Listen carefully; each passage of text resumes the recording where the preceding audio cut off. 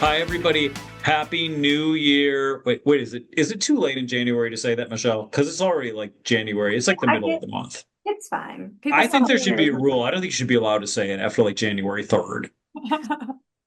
But I don't know. But I don't know. Happy whatever you've got going on, everybody. This is Six Questions with Dan and Michelle, and it's January 2026. And if you didn't know that for sure, you could look at that big calendar that Michelle has behind her. How you doing, Michelle? I'm doing fantastic. How you doing, Dan? I couldn't be better. I really couldn't, especially because we have a really cool guest for Six Questions this month, and it is Sara Moser. Hi, Sara. Woo! So I have to explain because you guys, all of you guys who are big Six Questions fans, you watch every single episode, I know. And you know that we always interview somebody we have some sort of connection to. So our connection to Sara is a little different. And I guess the best way to say, some of you may remember over the course of the years, we have referenced Michelle's cat Oliver. And Oliver, we did lose Oliver this past summer, and he had gone through a fairly lengthy bout with cancer. And during that time, Sara became very involved in his care from the vet office that was there in Troy. And actually in Oliver's final days, Sara and I were both kind of like closely involved with all that. But that's a whole story. But through that, as sad as it was, she became a good friend of both of ours. And we just thought it would be fun to get to know her in some more lighthearted ways. So, Sara, thank you for doing this. Yeah, absolutely. It's there's rumors that we maybe get into things like chicken and dumplings. I'm not even sure, but it'll Oh be some no. sort of cool stuff because everything we do on this show is extremely cool. How could it not be when we're the hosts? So let's get rolling with the questions right now.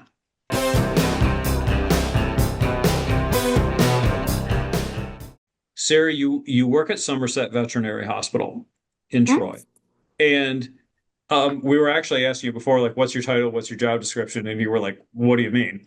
But why don't you just tell us about um, what your experience is like there and why that's the thing for you in your life right now? So I got in the veterinary field back in 2016. After I discovered that this isn't gonna come out quite right, but I don't like people enough to be a medical assistant in the human world because people are disgusting. So I took a job at a vet clinic in the near the city I was living in at the time. And then I worked there for 5 years, and then I went to an ER for about a year, and then I ended up at Somerset, and then I will be there for 5 years in August. Um, it's not always puppies and kittens. It's actually you deal with people a lot more than you think. So it can be challenging, but it's rewarding at the same time. Um, but yeah. And you I've also seen you in action there a little. Michelle has seen you in action there a lot more than I have, actually. But the thing that I noticed, and maybe this sounds like a cliche to say this, but you do seem to have the compassion part down very well. Mhm. Like you understand that it's emotional for the owners of the animals, and also you demonstrate a lot of compassion for the animals themselves. Just in the little I saw, and I'm sure Michelle would confirm that in her experiences as well. So is that something that comes naturally to you? Have you had to learn that? No, I would say it's natural. I was the girl that grew up in a cow barn and would run through it without shoes on and would pick up little field mice and want to keep them. And my dad said, no, you cannot. You have to give it back to where you found it. Um, I would collect ladybugs and tadpoles and turn them into frogs. And yeah, I've always wanted to be with animals. I actually wanted to be like a National Geographic photographer. I actually went to school for photography, but it just didn't line up with what was going on in my life at the time. So I get to work with dogs and cats now. gosh, we have that in common. That was like my dream was to write for National Geographics and to like do some minor in photography or work with someone in photography so we could just go around together and do that. Yeah, I want to go on a safari really bad one day in Africa. We'll see. We can do that together. There you go. That's fine. Boy. No, no. It's my goal to read National Geographic. I'd probably I handle wouldn't that. mind going, with the lions and whatnot, but I get it.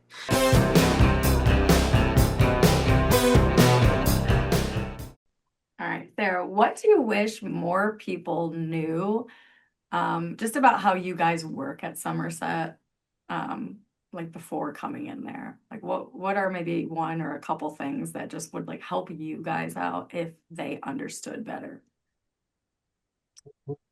Somerset in general or the veterinary field? Because that's a loaded Yeah, I guess question. I guess the veterinary field maybe in general. I would say a lot of people think that we're in it for the money, and the reality is that we don't make money. um, we, I would say us in general don't upcharge a lot of things. We do in some aspects because we do have to make money and make a living. However, a lot of it comes from what vendors and what the drug companies price it at. So it's hard when people come in and say, "Well, you're just in it for the money. It can't be that expensive." And Mhm. it is, unfortunately, like anesthesia costs a lot, vaccines cost a lot.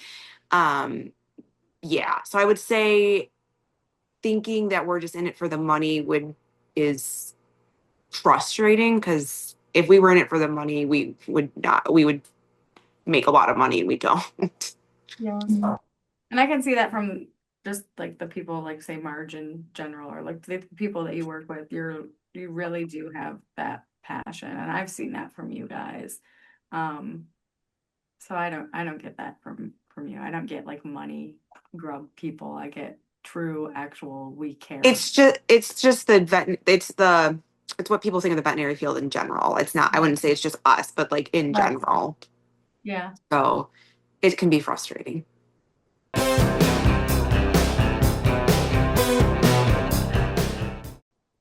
Sarah, I heard a rumor. I don't know if it's true. You can't trust rumors. I heard it on the internet. Oh no. You have, and there will be some non-animal questions in this interview, but Yeah. this is not one of the non-animal questions. This is Okay. another animal question. Um, I heard on the internet, so it must be true, that you have a fair number of animals in your home. So my question is, Hmm. tell us something interesting about one of them. Anyone you want. Just one. I know, Yeah, right? just one. Um, That's question three.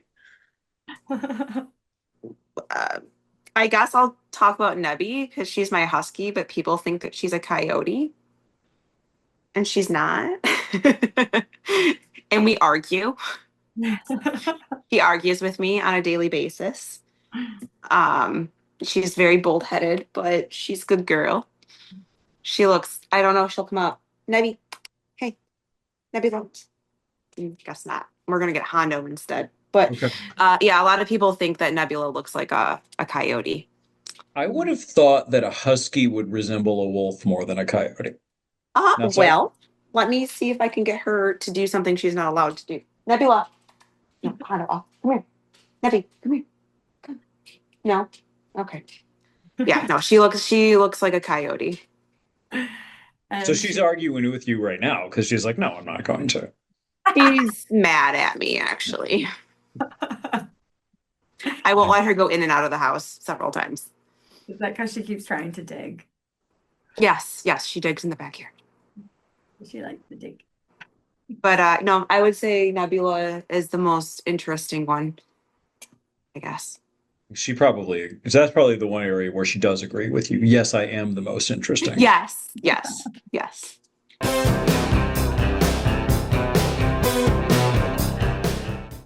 All right, Sarah, you texted me a couple days ago and I'm so excited. And you were like, let's do hikes, dog hikes, non-dog hikes we can do. So my question to you is, what is one of your favorite trails that can be here or somewhere else and why? Oh. Um,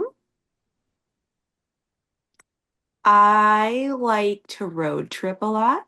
So I would say I don't know the name of the trail, but it's on Sleepy Bear by the along the lake up in Traverse City. Oh, by Sleeping Bear Dunes. Yeah, I grew up in Okay. Traverse City. Okay. So, So why is it your favorite? Is it just does it wind around? because it's pretty. Yeah. Is there And like, you're up high enough so it's not too hot. oh, cool. Oh, you want to say hi, Momo? No, okay. Oh, we get it Oh, here. we saw an ear. There's a tail.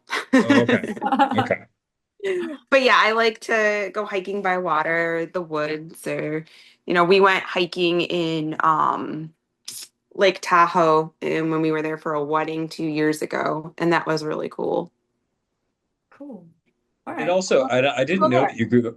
I was gonna say I didn't know that you grew up in Traverse City. There's Traverse City is a wonderful place as far as like, getting closer to nature and being by the water and Grand Traverse Peninsula and um And I, wine. it's been I haven't been there in a while myself, but it's a really unique experience and It atmosphere. is, but downtown has gotten very built up. Okay. So, but it's nice to get out on the trails and kayaking and whatnot. So, Fun thing.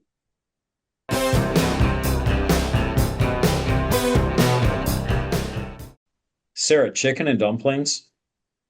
yes. So, so that tells me you actually, I assume that's not the only thing you know how to make. No. Okay. So, so tell me about the development of your culinary skills. Where did this come from and how Oh, has it wow. developed? So my dad was a chef.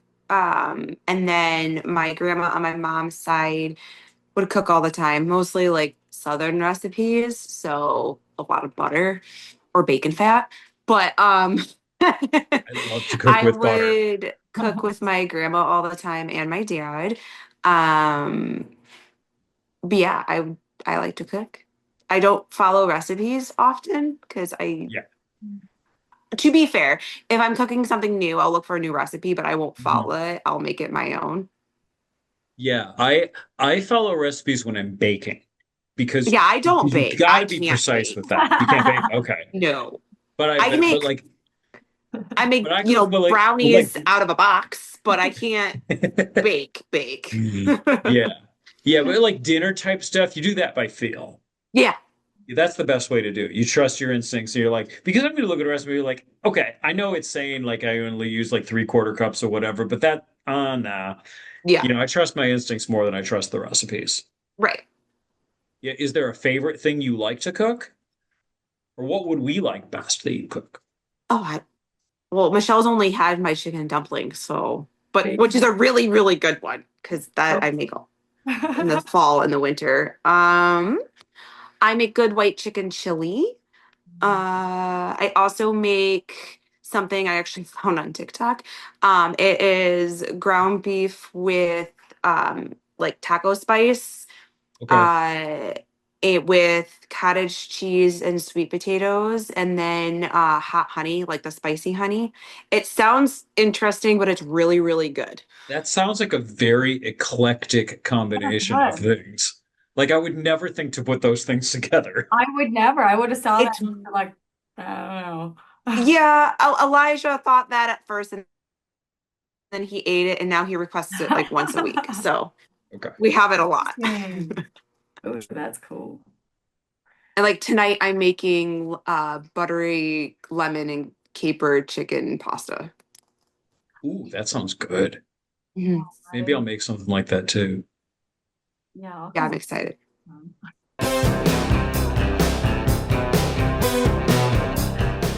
Right, Sarah, what did you love most about growing up in the 90s? Um, no internet. Oh, that was the best. No internet. I honestly like it has its purpose and I'm glad it's there now within reason. But honestly, no internet, and then being able to go outside and play with like the neighbor kids and then just come home when the lights went on for dinner Right. and mom didn't care because not that it was safer back then, but like it was just different. Like everyone watched out for everybody, especially the neighborhood I was in. Yeah. Yeah. So I'd go out, play with all the neighborhood kids and go to the park and just come home when the streetlights went on for dinner. Yeah. I So miss that too. it makes it. I do like one thing though about like your answer because like okay, what did you like most about the 90s? No internet. I mean, no kid who's growing up in the 90s is sitting there going, "Boy, I'm glad the internet hasn't been invented yet," because it's not. Right. But it's more like the way life was different because it wasn't. Yeah. Well, you weren't saturated with so much information from different outlets. Like, I just feel like right now, especially, we're just bombarded by so much information and so much current events from all different types of media that we're not built to intake. Yeah. Like, no matter where you turn, whether it's a billboard, an ad, the internet, a text message, a commercial, it's in even at the gas station pumping gas. It's in your face and is I feel like you It just is. can't There are like ads that are literally showing at just you. going like this. You just can't get away from it unless you purposely do it to whereas like growing up, even in the early 2000s, it wasn't this and that and this Yeah. and that and it was I don't know. I just feel like we absorb way too much information and we're just not built that way I agree. as We're humans. Like we're yeah, just not. I agree with you. There's I don't think we're supposed to soak up that much information.